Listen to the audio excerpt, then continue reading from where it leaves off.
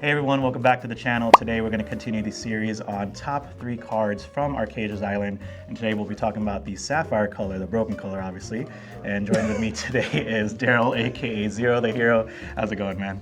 Going pretty good. Thank you for having me on your most broken color. I appreciate that. the honors mine. Yeah. Cool. Well, yeah, we're going to talk about the top 3 cards in our opinion. And we actually talked about it a little bit before, and we did share the same top 3 list. Yes. A little bit of number orientation there before, but why don't you start us off and tell us why Ravensburger is biased with Ludus? Yeah, it seems like every set, huh? But yeah, no, so I don't think it comes as a surprise what our choice is going to be. Maybe 1 or 2 card difference, like some people might think are different, but number 3, my number 3, first I'm going to have, oops, sorry, you're going to have We do have the cards here. Sapphire Coil. Sapphire Coil. Some people might not think so much just because Sapphire Steel has been running around a lot, but this is still a pretty good card. I think everyone thought it was going to be super broken when they first showed it, and it's come to show it's not that crazy at least, but I think it's still a really good card, especially in red-blue where we can take advantage of that with Sisu's and even Madame Medusa if you run it. But yeah, I think the thing that makes it a little stronger is the fact that you can ink so many times in Sapphire and then hit a lot of cards at the same time. And then let's say you have 2 of these guys out. And it's not once per turn, right? No, it's not. Yeah. So yeah, if you have 2 of these out, and then you'll see like a whole board of characters with a lot of strength taken out by a big Sisu, which hurts every time that happens. It's not like it happens every game, but that's why it's number 3, I think, but it's still, there's a potential. Yeah, I definitely agree. That was also number 3 on my list. Decks like Sisu on Ice already exist, and this, I'm going to dub it Sisu Foil on Coil. I know that sounds bad. Just to get a little rhyme, only because this deck shines with Sisu. Like, just being able to ink and -2 any character, besides Ward, of course, is just so broken. And being able to do it twice with all your songs, with Fishbone in the mix again, with how far I'll go, you'll be able to -4 characters all across the board. So nothing is safe. Like even the new Tamatoas that have a 4 strength, or even the big Tamatoa that's 5 strength, if you ink twice, they're gone.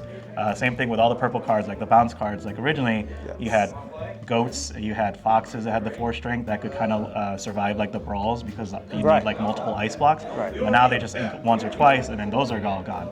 And then Maui's, like Maui Sharks, Human Maui, they're all gone too. You're welcome. Like, that's like, they're all gone. So that's what makes this card kind of busted, and really especially in the Ruby Sapphire. So I think it's a very, very strong card. Yeah, I think I had a board once. I was trying out Mushu. I had Maui Shark, Mushu, Shmi, and another character on board, and they got wiped by Big C. Oh my god! From double inking. Yeah, there were 2 coils out, and I think they triple inked, but it was like, all of them were gone. So nothing survives that. So I definitely agree with that for our number 3, and that's not even the number 1 card with that kind of ability. Nope. Number 2 for you. Number 2 for me, I have, of course, Bell.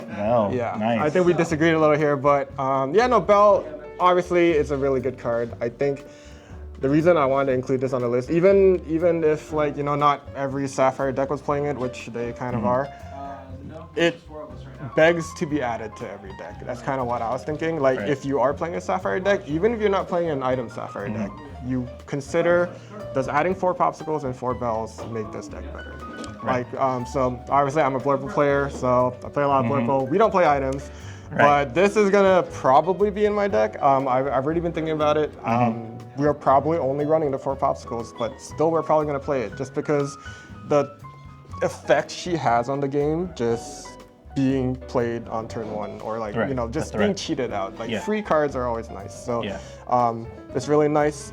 Even in Blurple, we can sing friends with her, but yeah, something like Red Blue can use her because they struggle in the early game and she's a super strong early card. Exactly. But yeah, I think what people are going to have to get used to a bit is when to play her, when to not, because I think initially everyone kind of thought, oh, a free bell on turn 1 is going to be the most broken thing ever. We should play it every time. Right. But we're starting to learn that's not always the case. We kind of want Right. the items sometimes, but the fact that she can be out there if you need her to be, that's going to be really good. So, yeah. And I put her in my number 1 just because of many reasons of what you said, but also it does help the decks who are also struggling to counter that early aggro, like Ruby Sapphire. Now you don't have to really put in the Queen of Hearts. Some people were doing that early game just to counter some of the aggro. And now they have something on a turn 1 play in case they know they're going against that matchup. So being able to do that, and then Sapphire Steel, she's just outshining with all the songs that you could sing. Singing 3-cost songs, like she is so strong. Like she is literally Cinderella on steroids. Oh yeah. Which is like frightening because like who wouldn't want to be chased after a pissed off librarian? That's the scariest She's just thing. throwing all these books at you, and she's like, Storm Rage on, Strength, you're dead early Yeah, game. I think she's like blowing something up in the card too. She probably is. I wouldn't be surprised. Yeah, all that chaos in the background. So that's really what she brings to the table. And she's a $10 foil. I think that's pretty good off the bat for a common. And just like it's similar to like the Amethyst foil Diablo. But I think she's really good in the meta, and she was my number 1 pick for Sapphire cards. Right. And of course, for my number 1 and the unmentioned card yet, I think everyone kind of knows what it's going to be, but I have Tamatoa. Tamatoa. So the reason I have it as number 1 is he just has it all. Like, it's insane what he has, actually. He's inkable. So he's a 6-cost, 4/5, lures for 2. Pretty good stats. He fishes for 2 items from your discard, which is, if it's 2 popsicles, it's already draw 2. Or if it's something that you didn't want in there, you get it back. And then, like, if that wasn't enough, he plays an item for free when he quests. But that's like so much in one package that, I would think like at least it would be uninkable or something. But, this has no downside. It's great. Just in item decks, obviously he has a lot of versatility. He can do everything almost. And if he stays on the board, you can punish your opponent pretty bad with it.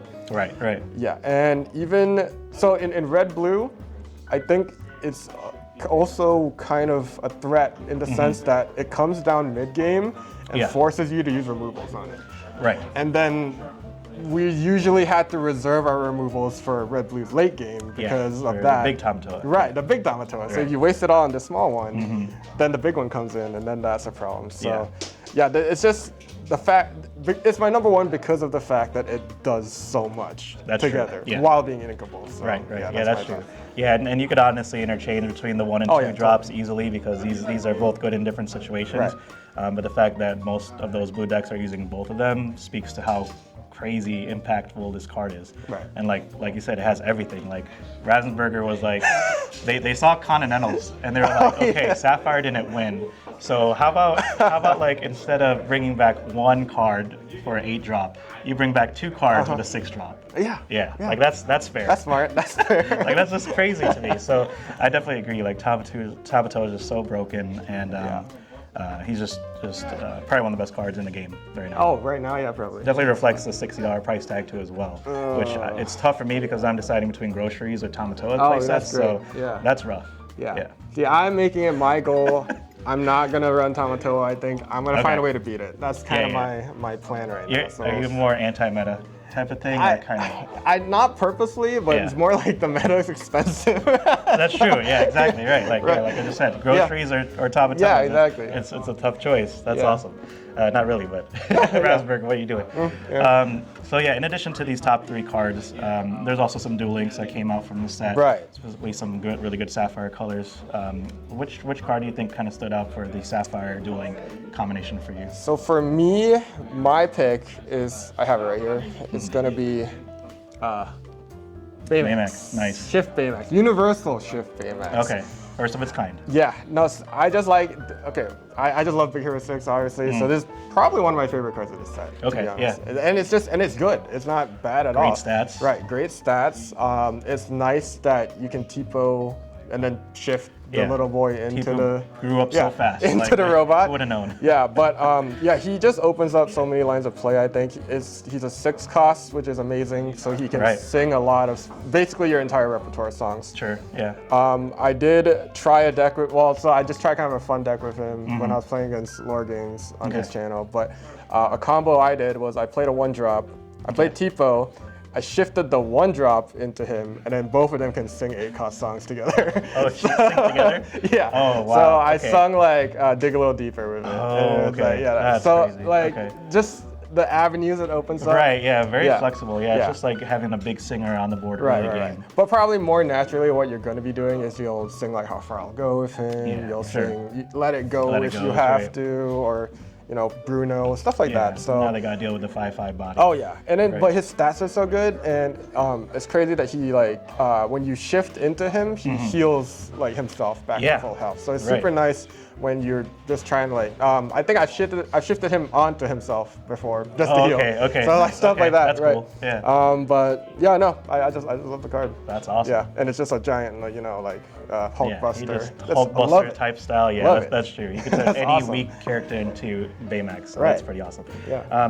My dual link, I wanted to be a little bit more on the potential side of the cards, and I think Jasmine, she's a blue steel uninkable 5-drop that quests for 2. I think she's like a 3/5 or something like that, and I on think so, quest, you could draw cards equal to the amount of ally characters you have in play. So it's very similar. The effect reminds me of the potential of what Clarabelle 7-drop could draw Right. at the end of the turn, based on how many cards you have. I think this will work really well in obviously a ally synergized deck, and there's so many allies that are out in the set. You got Smees, you have Lawrence's, you have Aladdin's, like you have so many Oh, yeah. good ally characters. Steel is crazy ally Steel has characters, yeah. amazing stuff. Miss Bianca, she's a new Bianca. 6-drop that could you pay -2 for each ally you have in play. you have, So I think there's a lot of potential in that ally deck in general. And I just want to pair her up with Aladdin because those two cards Yeah, they kind go of together. match together. And I think Aladdin also says when he quests, he's a 4-drop. Yeah. So when he quests, you can play a 3-cost or less ally for Ally free. for free, yeah. So you could That's just pretty yeah good. quest. You could have Lawrence on 3, Aladdin. The next turn play another Lawrence or play another Smee. Another Smee, and then yeah. have Jasmine out there. So you could dump your hand, kind of like dog style, and then you That's could draw Yeah. 3-4 cards after That's that based on how pretty many good. allies. So I like to think of like the potential of certain cards like that Okay. for that, but I definitely agree Baymax is probably one of the best dual link for Sapphire. But if you guys cook something with that, let me know because I think it has a lot of potential. That- Probably have like 30 uninkables. Oh, yeah. Because they have all, Aladdin, Jasmine, they're all uninkables and stuff, and Doc too. Aladdin is too. Oh. Make it happen. Make it happen. Yeah, it's totally possible. So looking at all like the overall package of what blue brought to this set, what would you grade the blue color out of 5 castles if you had to? I'll give it a broken out of 5. No, I'll give it probably a 5 out of 5. Yeah, 5 out of 5 castles. Yeah, I think Sapphire ate really well. I'm hard pressed to think of who would be. Oh, actually, you're probably making videos on every color, so I don't want. I am, I don't want to think about all the other That's colors. totally fine. I mean, I Yeah. think it's safe to say though that this is pretty Yeah, much the top yeah. cream of the crop color of, Pretty of sure. the set. Pretty sure. This and maybe steel and stuff are I think the 2 standout colors. But I would definitely also give it 5 out of 5 castles. It's just too hard to pass up on free cards and Bell and all the crazy stuff going on and Right. wiping your board with Sapphire Coil. Like this has everything you need in a meta deck. So It's every gonna card be in here. Fun. Yeah. Yeah, gonna be so it's fun for you. You play blue. I don't play blue too often, so I Yeah, have to I think mean, about how to counter it. Yeah, I gotta But- avoid the tomatoes and stuff. yeah. That you will. So Right. yeah, we definitely agree on that. And then moving along to the overall grading and stuff. There's Sapphire, Steel, Ruby Sapphire obviously came out of the meta. There's already almost the start of week 2 now. Yes. Are there any other decks that you could predict can kind of come out of this meta? We're very early on. People are focused on those 2 decks, but what blue X decks do you think will maybe shine sooner or later on in the meta? Yeah, I mean, obviously, I'm thinking about Blurple. I have to try and brew Blurple at least, Yeah. try and find something good. I think it has a shot. I'm not sure if it'll do any. It probably won't do better than last set. So it'll either do as well as, or maybe a little worse. I think. Okay. But it'll have its place in the meta. It'll be something you have to worry about, I think.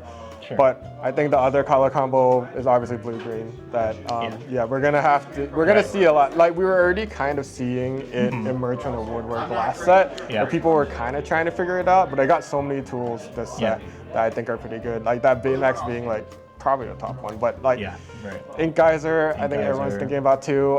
We're still gonna have to try and figure out how to make that work as a card, I think. But Sure. I do think that it will at least rise in rank in terms Yeah. of decks. Yeah. Especially if you run a meta that has a lot of Ruby Sapphire ink guys will definitely shine. And Oh, yeah. in the Chicagoland area where we play right now, that's like half the people here. Oh, a lot of day tours, a lot of really high skill players play blue-red. Yeah, So those that haven't renounced and became Right. Sapphire Steel players yeah, are playing we did a red. transition. Yeah, Right. right. So we might have to start cooking that up too, just Oh, in yeah. case it gets out of hand. Yeah, we're here. gonna have to find something. But I agree. Those are definitely the two other decks that kind of stand out there. Well, awesome. That was pretty simple. Yeah. Before we end the video, did you want to make any shout outs before we end? No, yeah, I mean, just, follow me if you don't know me down below. Subscribe to Zero. Zero to the Hero. Yeah. Amazing And- guy. He does a lot of gameplay. Plays with Lord Yeah. Games a lot. And a lot of gameplay, commentary, and all that good stuff that, Yeah. that I'm not able to do. And of course, if you haven't, you should subscribe to this channel. It's pretty cool. Right here. Yeah. Somewhere cool around here. deck profiles, There you go. cool ideas, cool everything. Yes. You get to see a lot of pro players. You haven't seen pro play day. He Yeah, talks dude, a lot there's about a them. lot of pro players, man. I'm not a pro player. But yeah, I'm on my way to 1,000 subs, so hashtag Aladdin1K Oh, in the yeah. video. We gotta get We're there. giving out some good stuff. We We'll gotta get get there. there. And until next time, we'll see you guys in the next video. Peace out. Zero the hero.